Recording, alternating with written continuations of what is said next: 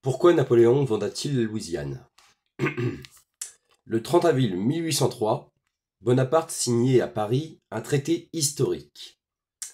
La France vendait aux jeunes États-Unis d'Amérique sa colonie d'outre-Atlantique, soit 22% de la superficie totale actuelle du pays, pour 15 millions de dollars. La Louisiane devenait américaine. Mais pourquoi Napoléon céda-t-il une colonie si prometteuse? Retour sur le jour où la France renonça au rêve américain. Explorée pour la première fois en 1682 par René Robert Cavalier de La Salle pour le compte de Louis XIV, la colonie française de Louisiane forme alors un territoire immense, représentant l'ensemble du centre des États-Unis actuels. depuis, la, depuis la frontière canadienne jusqu'à la Louisiane d'aujourd'hui, et comprenant la totalité de l'Arkansas, du Missouri et de l'Iowa, et du Minnesota, ainsi que des parcelles du Dakota du Nord et du Dakota du Sud, du Nebraska, du Nouveau-Mexique, du Texas, de l'Oklahoma, du Kansas, du Montana, du Wyoming et du Colorado,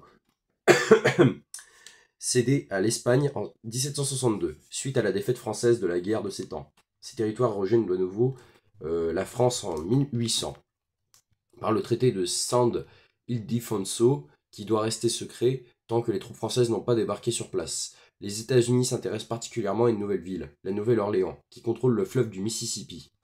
Axe de commerce important pour les denrées agricoles aussi. Aussi, Thomas Jefferson chargea-t-il Robert Livingstone et Jim Moray de négocier l'achat de cette dernière auprès de la France, mais sans succès. Francophile, le président qui a eu connaissance du traité secret de San Ildefonso s'inquiète néanmoins de voir un pays aussi puissant que la France reprendre pied en Louisiane. L'industriel français installe aux États-Unis, Pierre-Samuel Dupont de Nemours lui propose alors de réaliser pour lui une diplomatie parallèle auprès de Bonaparte, visant le rachat de toute la Louisiane, ce qui permettrait aux États-Unis non seulement de doubler leur superficie, mais aussi de disposer de territoires favorables aux plantations de coton, qui leur éviterait en plus d'avoir à prendre possession dans le nouveau conflit franco-britannique qui s'annonce. Talleyrand s'oppose à cette proposition qui ferait abandonner à la France ses ambitions coloniales en Amérique du Nord. Mais englué dans la révolte de Saint-Domingue et menacé par la reprise probable des hostilités avec le Royaume-Uni, Bonaparte veut réinvestir militairement la Louisiane, qui dès lors devient une proie facile pour les Anglais, afin de leur couper l'herbe sous le pied, sans consulter l'Assemblée nationale, contrairement à ce qui exige la Constitution en pareil cas.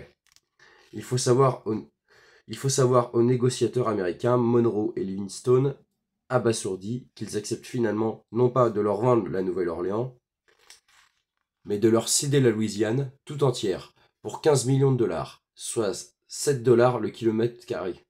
La vente sera financée par une banque anglaise. Malgré l'opposition des fédéralistes américains, Jefferson parvient à ses fins et les dernières ratifications ont lieu à la fin de l'année 1803.